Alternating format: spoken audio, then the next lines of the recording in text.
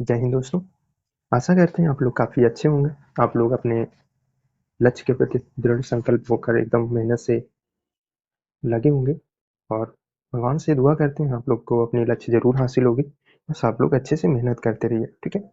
और आज हम लोग अंकित भाटी सर का प्रैक्टिस सेट नंबर 5 जो है वो करेंगे और इसमें आज हम लोग हिंदी और जो जीएस का सेक्शन है वो कवर करेंगे। तो आप लोग यार धैर्य बना के वीडियो में बने रहिएगा और यार वीडियो अच्छी लगे तो प्लीज़ वीडियो को भी लाइक कर देना।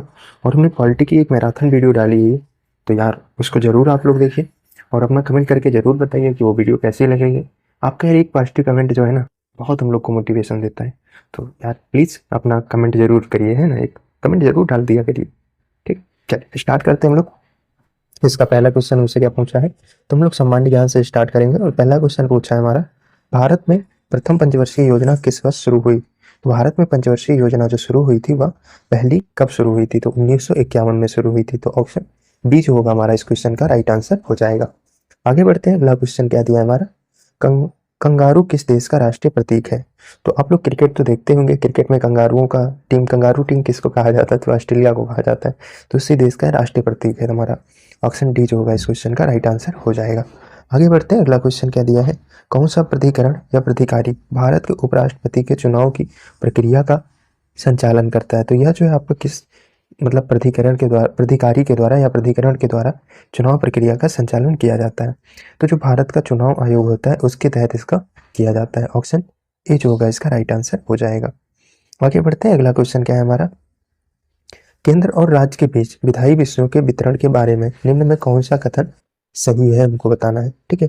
और पी क्यू के रूप में दो हमको कथन दिया गया है। तो संघ सूची में दिए गए विषयों पर केवल केंद्र सरकार ही कानून बना सकती है। संघ सूची के दिए गए विषयों में केवल केंद्र सरकार ही कानून बना सकती है, सही हो जाएगा। राज्य सूची में दिए गए विषयों पर संघ और राज्य सरकार दोनों ही कानून बना सकते हैं। तो यह जो पॉइंट हमारा गलत हो जाएगा, ठीक है, क्योंकि राज्य सूची पे जो विषय होंगे उस पे जो है आप राज्य सरकार ही मतलब राज्य सरकार ही कानून बना सकती है। समवर्ती सूची जो होता है उस पे दोनों कानून बना सकते हैं, लेकिन कोई नियम पर जिसमें केंद्र सरकार और राज्य का टकराव पैदा हो तो वहाँ पर जो होता है राज्य सरकार मतलब कमज़ोर पड़ जाता है और केंद्र सरकार जो होता है वो भारी पड़ जाता है। तो उन दोनों के नियम में जो होगा केंद्र सरकार का जो नियम होगा उसको ज़्यादा वैल्यू दिया जाएगा और उसी को ही मान्यता दी जाएगी, ठीक है। चल आगे बढ़ते हैं, अगला क्वेश्चन क्या है, और राज्य सूची का जो होता है, देखो राज्य सूची पे एक विशेष प्रावधान होगा कि अगर जो राज्य सूची कोई ऐसा विषय है जिसपे वो केंद्र सरकार से कानून चाहती है तो वो जब उनसे रिक्वेस्ट करेगी कि केंद्र सरकार उस नियम पे, उस सूची पे कोई कानून बनाए, तब केंद्र सरकार उस पर बना सकती है, ठीक है। वो राज्य सरकार के कहने पे बना सकती है, यह कोई विशेष प्रावधान के तहत है। मतलब कंपलसरी नहीं है कि हर सब्जेक्ट में, हर एक विषय में केंद्र सरकार राज्य सूची के विषय पे कानून बनाए। चल, आगे बढ़ते हैं। तो इसका हमारा जो सही आंसर होगा बी हो जाएगा। तो ऑप्शन डी में जो दिया है हमारा राइट आंसर इस क्वेश्चन का हो जाएगा। आगे बढ़ते हैं, अगला क्वेश्चन हमसे क्या पूछा है, अनुसूचित जाति अनुसूचित जनजाति भारत की आबादी का क्रमशः है, तो कितना प्रतिशत है हमको बताना है। तो देखो अनुसूचित जाति जो है वो भारत की टोटल आबादी का 16.6% है, ठीक। तो ऑप्शन बी में दिया है 16.6%। फिर हमारा अनुसूचित जनजाति जो है वह आपका 8.6% है टोटल आबादी का। तो यही जो होगा हमारा राइट आंसर इस क्वेश्चन का हो जाएगा। आगे बढ़ते हैं, अगला क्वेश्चन क्या पूछा है, किस प्रकार virus Word, Excel, PowerPoint और अन्य डेटा फाइलों को संक्रमित करता है। तो पॉलीफॉर्मिक वायरस होता है तो इसके द्वारा नहीं होता है इसमें। और स्टेल्थ वायरस जो होता है, स्टेल्थ वायरस ये कौन सा होता है, ये कोई ऐसे ही पता नहीं। चलिए आगे देखते हैं, दोनों नहीं है इसमें। तो ऑप्शन सी में जो दिया है हमारा माइक्रो वायरस, तो यही जो होता है इनको इफेक्ट करता है। तो ऑप्शन सी जो होगा हमारा राइट आंसर इसका हो जाएगा। आगे बढ़ते हैं, मज्जा अर्थात कोलेजन के गठन में कौन सा विटामिन मदद करता है। तो मज्जा के गठन में कौन से विटामिन है जो मदद करता है हमें बताना है। इसका देखो जो सही आंसर होगा हमारा विटामिन सी जो है वह इसमें मदद करती है। ऑप्शन सी जो होगा हमारा, सॉरी डी जो होगा हमारा राइट आंसर इस क्वेश्चन का हो जाएगा। आगे बढ़ते हैं, अगला क्वेश्चन क्या दिया है, निम्नलिखित में से किसी व्यक्ति को हिंदू दर्शन की सांख्य पद्धति के संस्थापक के रूप में जाना जाता है। तो सांख्य पद्धति जो है उसके संस्थापक कौन है हमको बताना है। तो कपिल ऋषि जो है वह इनके संस्थापक हो जाएंगे। ऑप्शन डी जो होगा हमारा राइट आंसर इस क्वेश्चन का हो जाएगा। आगे बढ़ते हैं, अगला क्वेश्चन हमसे क्या पूछा है, जनहित याचिका अर्थात पीआईएल मामले पर न्यायाधीशों के निर्णय के संबंध में कौन से कथन सही है हमको बताना है। इसमें भी हमारा पी और क्यू दो फॉर्म में दिया है, दो पॉइंट दिए हैं और इनमें बताना है कि कौन सा पॉइंट है जो हमारा सही है, ठीक। ऑप्शन आ नहीं रहे तो थोड़ा हम लोग छोटा कर लेते हैं इसे। अब पूरे ऑप्शन आ जाएंगे। तो बी में हमारा क्या दिया है, एक जनहित याचिका के परिणाम स्वरूप अदालत ने घोषित किया कि रस्सियों से हथकड़ी लगाना और बांधना अमानवीय है और मानव अधिकारों का पूर्ण उल्लंघन है, तो यह सही है। सेकंड में क्या दिया, जनहित याचिका के परिणाम स्वरूप अदालत ने फैसला सुनाया कि किसी भी मामले में अर्थात मतलब साधारण मामले को छोड़कर एक बच्चे को जेल नहीं भेजा जा सकता, तो ये भी आपका सही बात है। तो बी और क्यू जो है आपका दोनों पॉइंट इसमें सही हो जाएगा, तो ऑप्शन सी जो होगा हमारा राइट आंसर इस क्वेश्चन का हो जाएगा। ठीक, चल आगे बढ़ते हैं, अगला क्वेश्चन देखते हैं हमसे क्या पूछा है। माइक्रोसॉफ्ट वर्ड का पहला संस्करण निम्न में से किस ऑपरेटिंग सिस्टम के लिए जारी किया गया था, तो इसमें से किस ऑपरेटिंग सिस्टम के लिए इसको जारी किया गया था हमको बताना है। तो MS DOS जो है उसके लिए इसको जारी किया गया था, ऑप्शन ए जो होगा हमारा राइट आंसर इस क्वेश्चन का हो जाएगा। आगे बढ़ते हैं, शरीर के किस भाग में त्रिज्या अस्थि पाई जाती है, मतलब त्रिकोण अस्थि कहाँ पर पाई जाती है, तो कलाई वाला जो होता है यहाँ पे आपकी त्रिज्या अस्थि पाई जाती है, तो ऑप्शन ए जो होगा इस क्वेश्चन का हमारा सही आंसर हो जाएगा। चलिए आगे बढ़ते हैं, अगला क्वेश्चन क्या है, उत्पादन के 3 स्तंभ क्या हैं, ये आपका PIQ का क्वेश्चन आया हुआ है। तो हमको उत्पादन के 3 इसमें जो स्तंभ होते हैं कौन से होते हैं, एक आपका भूमि होता है, एक श्रम हो जाएगा और एक पूंजी हो जाएगा, तो यही जो होगा हमारा सही आंसर हो जाएगा इस क्वेश्चन का। ठीक, चलिए आगे बढ़ते हैं, अगला क्वेश्चन देखते हैं हमसे क्या पूछा। यदि किसी कार्यस्थल पर कर्मचारियों की संख्या डॉट से ज्यादा है, तो भारत में स्थित सभी कार्यस्थलों में महिला यौन उत्पीड़न अर्थात रोकथाम निषेध एवं निवारण अधिनियम के अंतर्गत दिए गए दिशा निर्देश का क्रियान्वयन करना होगा। तो कितने मतलब कम से कम कितने कर्मचारी होना चाहिए जहां पर यह नियम लागू किया जाएगा, तो कम से कम जो होगा चाहिए इसमें 10 तो कर्मचारी होने ही चाहिए, तो ऑप्शन बी जो होगा इसका सही आंसर हो जाएगा हमारा। आगे बढ़ते हैं, अगला क्वेश्चन हमसे क्या पूछा है, लोक अभियोजक निम्न में से किसके अधीन कार्य करता है। लोक अभियोजक जो होता है वह इनमें से किसके अधीन रहकर कार्य करता है हमको बताना है। तो यह जो होता है आपका DG प्रोसिक्यूशन जो होता है उसके अधीन रहकर कार्य करता है, तो ऑप्शन सी जो होगा इस क्वेश्चन का हमारा सही आंसर हो जाएगा। आगे बढ़ते हैं, अगला क्वेश्चन हमसे क्या पूछा है, इसमें भी हमारा 2 पॉइंट दिया है, उसमें बताना है हमको कौन से पॉइंट है जो आपका सही है। तो हमारा ए पॉइंट में क्या दिया है, राज्य के नाम सीमा इत्यादि परिवर्तन करने का विशेषाधिकार संसद के पास है और अंतिम निर्णय संसद संसद ही ले सकती है। ठीक है, दूसरे में क्या दिया है, राष्ट्रपति की पूर्व पूर्व संस्तुति पर ऐसा विधेयक सदन में प्रस्तुत किया जाता है, तो इसमें दोनों जो पॉइंट है ना हमारे सही दिए हैं, तो ऑप्शन सी जो होगा इस क्वेश्चन का हमारा सही आंसर हो जाएगा। आगे बढ़ते हैं, अगला क्वेश्चन क्या दिया है, शिक्षा के अधिकार के अंतर्गत जो शिक्षा का अधिकार जो हमारा मौलिक अधिकार है उसके अंतर्गत केंद्र और राज्य के बीच आर्थिक भार को डाट के अनुपात में बांटने पर सहमति बनी है। तो यहाँ पे जो आपका आर्थिक भार है उसको किस रेशियो में केंद्र सरकार और राज्य सरकार में बंटवारा होता है, तो यह जो होगा आपका इसमें केंद्र सरकार जो अपना हिस्सा देती है 55% देती है, फिर राज्य सरकार जो है वो आपका 45% देती है, तो इनका जो होता है 55 और 45 का रेशियो होता है। ठीक, आगे बढ़ते हैं, अगला क्वेश्चन क्या है हमारा, निम्नलिखित में से कौन सी सूचना उपयुक्त लोक सूचना अधिकारी से सूचना का अधिकार अधिनियम के तहत मांगी जा सकती है, तो इसमें से कौन सी है जो RTI के तहत मांगी जा सकती है सूचना को, किसी भी परीक्षा संचालक निकाय जैसे गेट हो गया, IIM हो गया, UPSC हो गया इत्यादि से उत्तर पत्र की प्रतिलिपियां मांगी जा सकती हैं RTI के तहत, हाँ मांगी जा सकती हैं। सेकंड में क्या है, passport, driving licence, ration card, Aadhaar card आवेदन की स्थिति इत्यादि है RTI के माध्यम से मांगी जा सकती हैं, तो ये भी आपका सही हो जाएगा। तो ए और बी जो है आपका दोनों इस क्वेश्चन का सही हो जाएगा, तो ऑप्शन डी में जो हमारा दिया है यह इस क्वेश्चन का राइट आंसर हो जाएगा आपका। ठीक, चल आगे बढ़ते हैं, अगला क्वेश्चन क्या दिया हमारा, चूने के पानी से संबंध कार्बन डाइऑक्साइड का मानक परीक्षण क्या है, तो हमको इसमें मानक परीक्षण बताना है क्या होगा आपका। तो इसमें जो होता है चूने का पानी दुधिया हो जाता है, तो ऑप्शन सी जो होगा हमारा इस क्वेश्चन का राइट आंसर हो जाएगा। आगे बढ़ते हैं, अगला क्वेश्चन क्या दिया है, कंप्यूटर में प्राइमरी मेमोरी का उदाहरण निम्न में कौन सा है, तो प्राइमरी मेमोरी का उदाहरण इनमें से कौन सा है हमें बताना है। तो रैम जो है वह आपका हो जाएगा, तो ऑप्शन बी जो होगा हमारा सही आंसर इसका हो जाएगा। आगे बढ़ते हैं, अगला क्वेश्चन क्या दिया है हमारा, निम्नलिखित में से कौन सा संगठन वैश्विक लैंगिक अंतराल सूचकांक प्रकाशित करता है, तो किसके द्वारा यह प्रकाशित होता है हमको बताना है।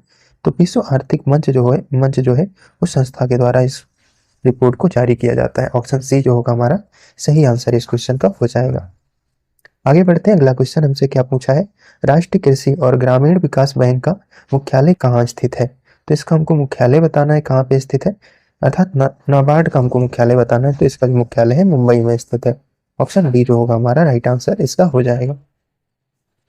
आगे बढ़ते हैं, अगला क्वेश्चन हमसे क्या पूछा है, निम्नलिखित में से कौन सा भारत में एक मौलिक अधिकार नहीं है। तो इसमें मौलिक अधिकार हमको बताना है कौन सा नहीं है। तो कानून के समक्ष समानता का अधिकार यह है 14 से 18 के बीच में, है ना। फिर आपका सहकारी समितियों के गठन का अधिकार, तो यह जो है आपका 19 के तहत दिया गया है। शिक्षा का अधिकार जो है 21 का के तहत दिया गया है। फिर आपका बेरोजगारी के मामले में सार्वजनिक सहायता का अधिकार, तो यह जो है आपका नहीं है, यह आपका नीति निर्देशक तत्वों के तहत है कि राज्य की यह जिम्मेदारी होगा कि युवाओं को रोजगार उपलब्ध कराए, ठीक है। तो ऑप्शन डी जो होगा इस क्वेश्चन का हमारा राइट आंसर हो जाएगा। आगे बढ़ते हैं, अगला क्वेश्चन हमसे क्या पूछा है, आईपीसी की धारा 320 में गहरी चोट में कितने प्रकार के चोटों को सम्मिलित किया गया है। इसमें गहरी चोटों में कितने प्रकार के चोटों को सम्मिलित किया गया है, तो 8 प्रकार के चोटों को सम्मिलित किया गया है। ऑप्शन डी जो होगा हमारा राइट आंसर इसका हो जाएगा। आगे बढ़ते हैं, अगला क्वेश्चन क्या है, भारतीय संविधान के संदर्भ में मौलिक कर्तव्यों के संबंध में निम्नलिखित में से कौन सा कथन सही है, इनको बताना है। तो इसमें से कौन सा कथन है जो हमारा सही दिया है, ठीक। तो ए में क्या दिया है, इसे संसद के कानून द्वारा नहीं लागू करवाया जा सकता है। इस चीज को मौलिक अधिकार को, सॉरी मौलिक कर्तव्य, माफ करना, कर्तव्य है यहाँ पे, अधिकार नहीं। तो इसे संसद के कानून द्वारा लागू नहीं करवाया जा सकता। तो संसद कोई विशेष कानून बना के जो है लागू करवा सकती है, तो यह जो है आपका गलत हो जाएगा, ठीक। सेकंड में क्या दिया हमारा, कानून की अदालत में विचार योग्य नहीं होते हैं, कानून की अदालत में विचार योग्य नहीं होते हैं जब इनका उल्लंघन किया जाता है। तो यह सही है, मतलब यह नागरिकों पर वो होता है, डिपेंड होता है कि अगर जो वो इसको मान रहे हैं तो ठीक है, नहीं मान रहे हैं तो उनके खिलाफ कोई कार्यवाही नहीं किया जा सकता। वो उल्लंघन कर रहे हैं तो इसके खिलाफ कोई कार्यवाही नहीं किया जा सकता कर्तव्यों को लेके। तो यही जो होगा इसका राइट आंसर हो जाएगा, हमको सही बताना था, तो ऑप्शन बी जो होगा इस क्वेश्चन का हमारा सही आंसर हो जाएगा। चलिए आगे बढ़ते हैं, अगला क्वेश्चन क्या पूछा है हमसे, उत्तर प्रदेश में आतंकवाद विरोधी दस्ते अर्थात एंटी टेरर स्क्वाड का गठन कब हुआ था। तो इसका जो गठन हुआ था, कब किया गया था, हमें बताना है। तो इसका देखो जो सही आंसर होगा हमारा 2007 में किया गया था। ऑप्शन सी जो होगा इसका राइट आंसर हो जाएगा। अब तक के सबसे अधिक ओलंपिक स्वर्ण पदक किसके पास है। तो सबसे अधिक स्वर्ण पदक, ओलंपिक स्वर्ण पदक किसके पास है, हमको बताना है। तो इसका देखो जो सही आंसर होगा हमारा माइकल फेल्प्स जो है, इनके पास सबसे अधिक ओलंपिक स्वर्ण पदक है। ऑप्शन बी जो होगा इस क्वेश्चन का हमारा सही आंसर हो जाएगा। आगे बढ़ते हैं, अगला क्वेश्चन हमसे क्या पूछा है, भारतीय न्याय संहिता की धारा 35 के तहत प्राइवेट प्रतिरक्षा का अधिकार किससे संबंधित है। तो यह शरीर से संबंधित है और संपत्ति से भी संबंधित है। ऑप्शन सी में आपका दोनों दिया है, तो यह दोनों से संबंधित होता है, तो यही हमारा राइट आंसर हो जाएगा। आगे बढ़ते हैं, अगला क्वेश्चन हमसे क्या पूछा है, निम्नलिखित में से कौन सा अधिनियम महाभियोग की प्रक्रिया द्वारा उच्चतम न्यायालय के न्यायाधीशों को हटाने से संबंधित प्रक्रिया को नियंत्रित करता है। तो यह जो है आपका किस अधिनियम के तहत होता है, हमको बताना है। तो इसका देखो जो सही आंसर होगा हमारा न्यायाधीश अधिनियम 1938 जो है उसके तहत होता है। ऑप्शन सी जो होगा इसका राइट आंसर हो जाएगा। आगे बढ़ते हैं, अगला क्वेश्चन हमसे क्या पूछा है, भारतीय संविधान का कौन सा अनुच्छेद उल्लेख करता है कि मंत्रिपरिषद सामूहिक रूप से लोकसभा के प्रति उत्तरदायी है। तो यह किस अनुच्छेद में उल्लेखित किया गया है, हमको बताना है। तो अनुच्छेद 76 जो है उसमें यह उल्लेख किया गया है। ऑप्शन बी जो होगा इसका राइट आंसर हो जाएगा।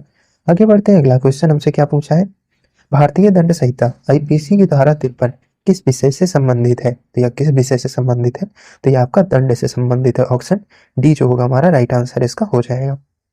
आगे बढ़ते हैं, अगला क्वेश्चन क्या पूछा है, भारतीय संविधान के किस अनुच्छेद में उल्लेखित है कि राज्य भारतीय क्षेत्र के अंतर्गत किसी भी व्यक्ति को विधि के समक्ष समानता या विधि के समान संरक्षण से वंचित नहीं करेगा। तो विधि के समान समानता और संरक्षण की जो बात की गई है 14 से 18 के बीच की गई है, तो यह हो जाएगा आपका 14 में, मतलब समान संरक्षण से वंचित नहीं होगा, तो यह आपका 14 में हो जाएगा।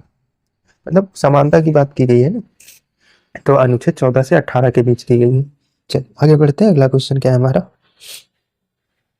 अगला क्वेश्चन दिया है, प्रस्तावना में समाजवादी पंथनिरपेक्ष अखंडता शब्द पदों को किसके माध्यम से जोड़ा गया था। तो इनको जो किसके माध्यम से जोड़ा गया था, तो 42वां संविधान संशोधन 1976 के द्वारा इन शब्दों को इसमें जोड़ा गया था। तो ऑप्शन डी जो होगा हमारा राइट आंसर इसका हो जाएगा। आगे बढ़ते हैं, अगला क्वेश्चन हमारा क्या पूछा है, अगला पूछा है, भारत के किस पूर्व मुख्य न्यायाधीश की टिप्पणी है कि यदि सभी निदेशक तत्वों का अच्छी तरह पालन किया जाए और उन्हें संपूर्णता से लागू किया जाए तो हमारा देश इस धरा पर स्वर्ग हो सकता है। तो जो भाई मौलिक कर्तव्य है, इनको तो बहुत कम ही लोग फॉलो करते हैं और एक दो ही फॉलो करते हैं, पूरी चीजें नहीं फॉलो की जाती। तो यह जो कथन कहा है इससे संबंधित, तो यह किसके द्वारा कहा गया था? तो एम.सी. चांगला जो है उनके द्वारा यह कथन कहा गया था। तो ऑप्शन बी जो होगा हमारा इस क्वेश्चन का राइट आंसर हो जाएगा। आगे बढ़ते हैं, अगला क्वेश्चन क्या पूछा है? फरवरी 2024 में बोइंग डिफेंस इंडिया के नए प्रबंधक निदेशक के रूप में किसे नियुक्त किया गया है? तो इनमें से किसको नियुक्त किया गया है हमको बताना है। तो इसमें जो निखिल जोशी है उनको नियुक्त किया गया है। ऑप्शन डी जो होगा इस क्वेश्चन का राइट आंसर हो जाएगा। सूचना प्रौद्योगिकी अधिनियम की कौन सी धारा हैकिंग के अपराधों से संबंधित है? तो हैकिंग के अपराधों से कौन सी धारा जो है वह संबंधित है हमको बताना है। तो धारा 66 जो है वह इससे संबंधित हो जाएगा। ऑप्शन ए जो होगा इस क्वेश्चन का हमारा राइट आंसर हो जाएगा। आगे बढ़ते हैं, अगला क्वेश्चन हमसे क्या पूछा है? डांट डांट के मामले में समलैंगिक सेक्स सहित वयस्कों के बीच सहमति से सेक्स को भारत के सर्वोच्च न्यायालय द्वारा अपराध से मुक्त कर दिया गया था। तो यह किस वाद में किया गया था हमको बताना है। नौ तेज सिंह जौहर बनाम भारत संघवाद जो था उसमें इसको मुक्त कर दिया गया था। तो ऑप्शन ए जो होगा हमारा सही आंसर हो जाएगा। चलिए आगे बढ़ते हैं, अगला क्वेश्चन हमसे क्या पूछा है?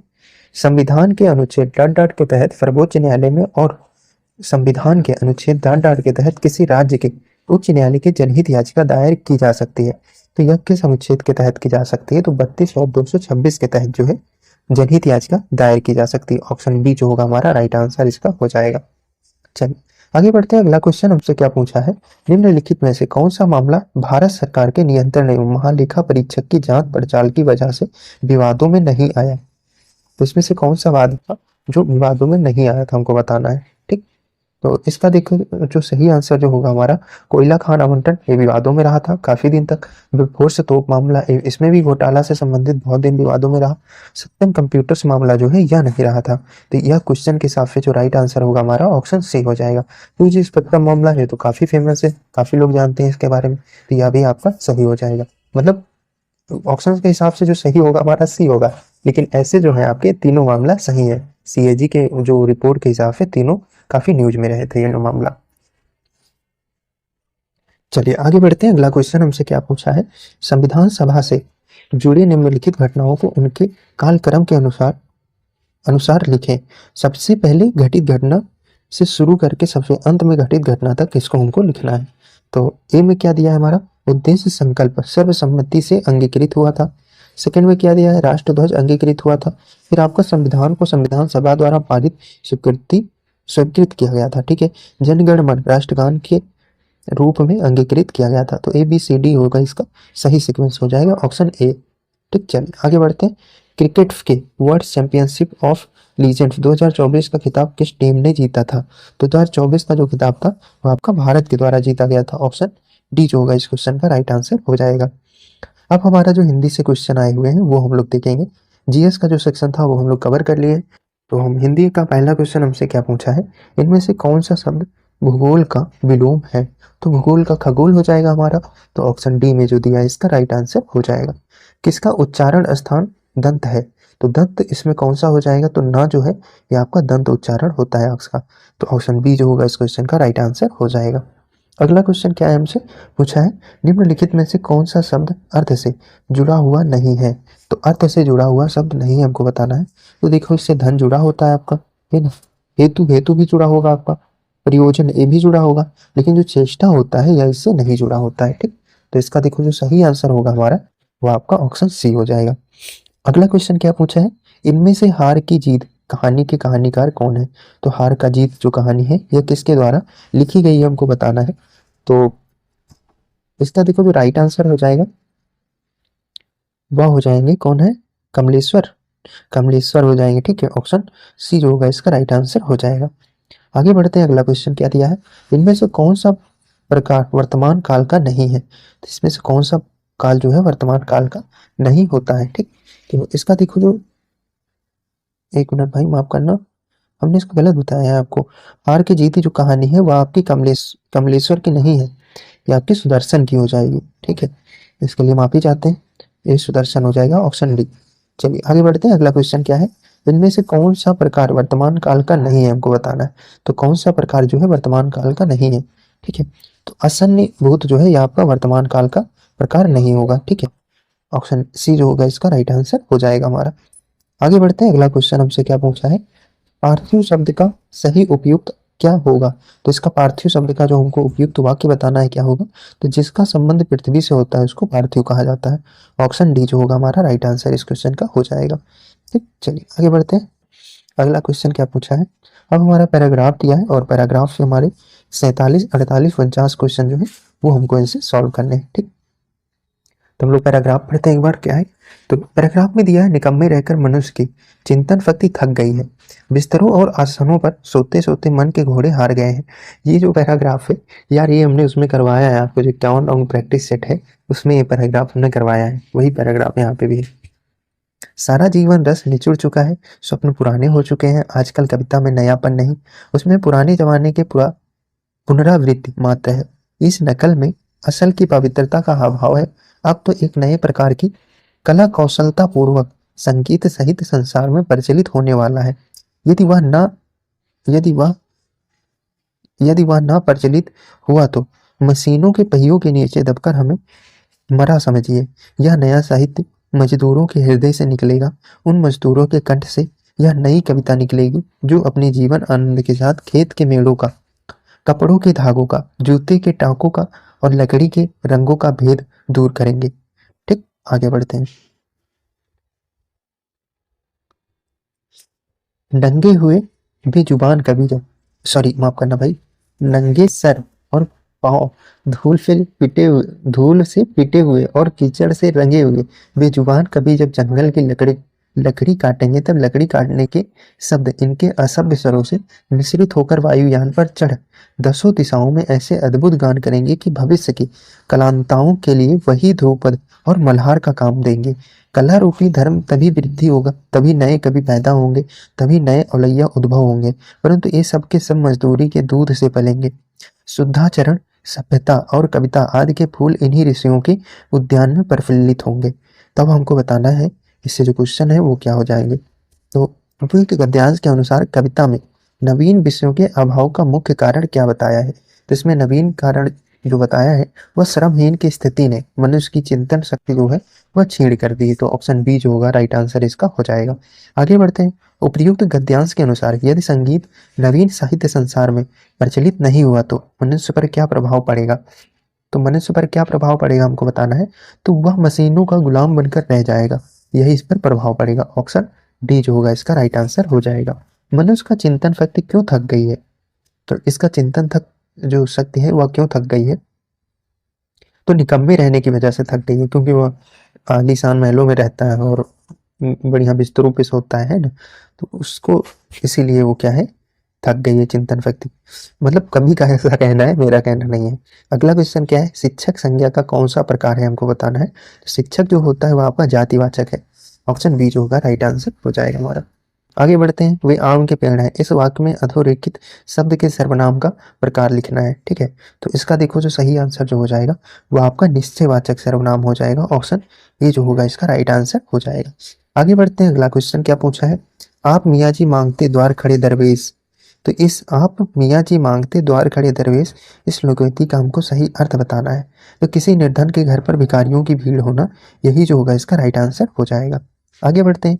संयुक्त सर्वनाम नामक सर्वनाम की एक पृथक श्रेणी का उल्लेख इनमें से किस विद्वान ने किया है। तो इसमें से किस विद्वान के द्वारा किया गया हमको बताना है। तो डॉक्टर दीम सिल्फ के द्वारा किया गया है। ऑप्शन सी जो होगा इस क्वेश्चन का राइट आंसर हो जाएगा। आगे बढ़ते हैं। निरीह का सही छंद विच्छेद क्या होगा। तो निह प्लस ई जो होगा इसका सही आंसर हो जाएगा हमारा। ठीक, आगे बढ़ते हैं। जब किसी पद की व्याख्या करना हो या उसके संबंध में विस्तार से कुछ कहना हो तो इसके लिए किस विराम चिन्ह का उपयोग किया जाएगा। तो इसके लिए किस विराम चिन्ह का उपयोग किया जाता है। तो ये जो है आपका इस विराम चिन्ह का प्रयोग किया जाता है। आगे बढ़ते हैं।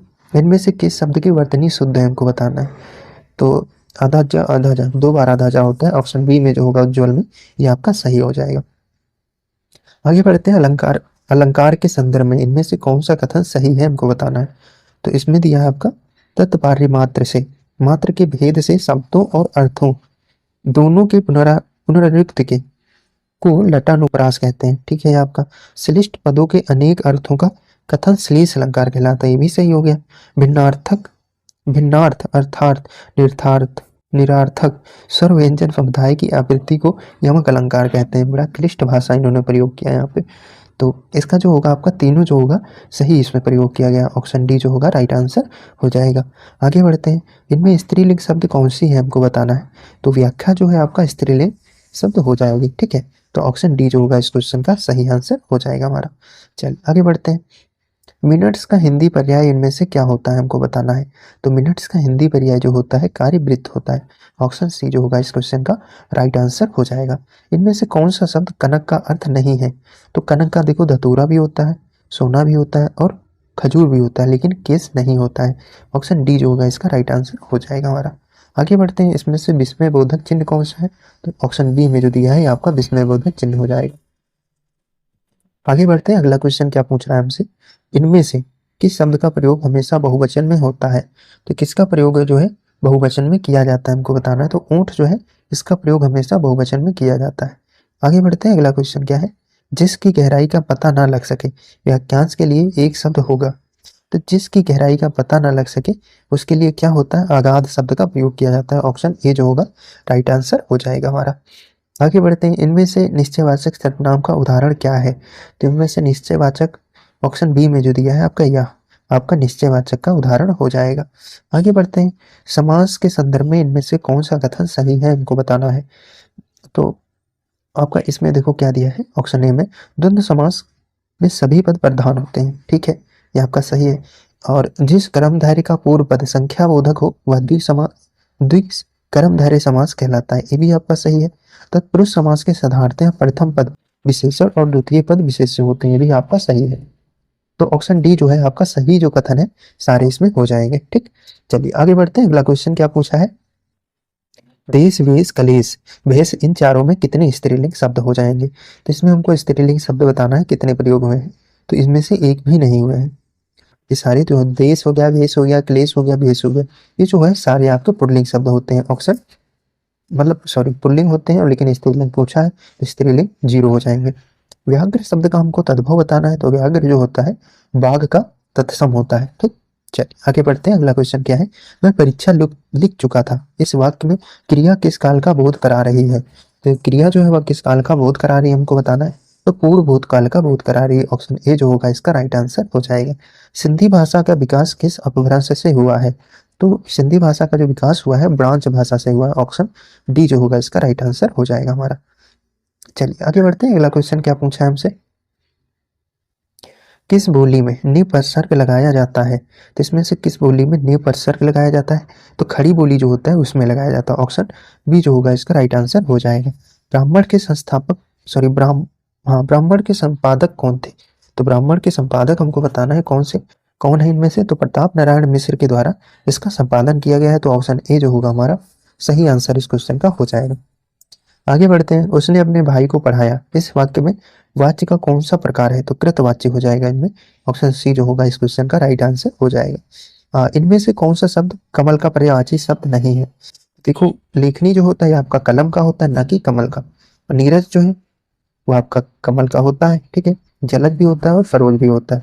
तो क्वेश्चन के में नहीं पूछा तो नहीं, हमारा ऑप्शन ए जो है इसका राइट आंसर हो जाएगा। इनमें से उपसर्ग सहित शब्द कौन सा है हमको बताना है। तो उपसर्ग सहित प्रयोग में जो है वह आपका उपसर्ग सहित शब्द हो जाएगा। Option A. आगे बढ़ते हैं, इनमें से कौन सी भाषा द्रविड़ भाषा है। तो द्रविड़ भाषा परिवार में 3 भाषाएं आती हैं। तो वह इसमें तेलुगु दिया हुआ है, तो यही जो होगा इसका राइट आंसर हो जाएगा हमारा। चलिए आगे बढ़ते हैं, अगला क्वेश्चन क्या पूछा है, प्यारे देशवासियों आप सबको स्वाधीनता दिवस की शुभकामनाएं। इस वाक्य में प्यारे देशवासियों में कौन सा कारक हुआ है। तो इसमें संबोधन कारक का प्रयोग किया गया है। ऑप्शन डी जो होगा हमारा राइट आंसर इसका हो जाएगा। इनमें से कौन सा शब्द प्रपंच का पर्यायवाची शब्द नहीं है। तो इसमें से पर्यायवाची नहीं हमको बताना है ना। फरेब होता है, ठीक है, झांसा भी हो जाएगा। दुनिया जो है संसार का होता है, संसार का होता है, प्रपंच का नहीं होगा। और छल भी होता है प्रपंच का, ठीक। और नहीं बताना तो ऑप्शन सी जो होगा हमारा सही आंसर इस क्वेश्चन का हो जाएगा। आगे बढ़ते हैं, अगला क्वेश्चन क्या पूछा है, आज मुझे बहुत काम है इस वाक्य में बहुत किस प्रकार का विशेषण है हमारा। तो परिणामवाचक विशेषण हो जाएगा। ऑप्शन बी जो होगा इसका राइट आंसर हो जाएगा हमारा। आगे बढ़ते हैं, अगला क्वेश्चन क्या पूछा है, तरल का विलोम शब्द क्या होगा। तरल का विलोम जो होता है वह आपका ठोस हो जाएगा। ऑप्शन ए जो होगा इसका राइट आंसर हो जाएगा। आगे बढ़ते हैं, अगला क्वेश्चन हमसे क्या पूछा है, इनमें से अष्टछाप कवि कौन नहीं है, हमसे पूछ रहा है ना।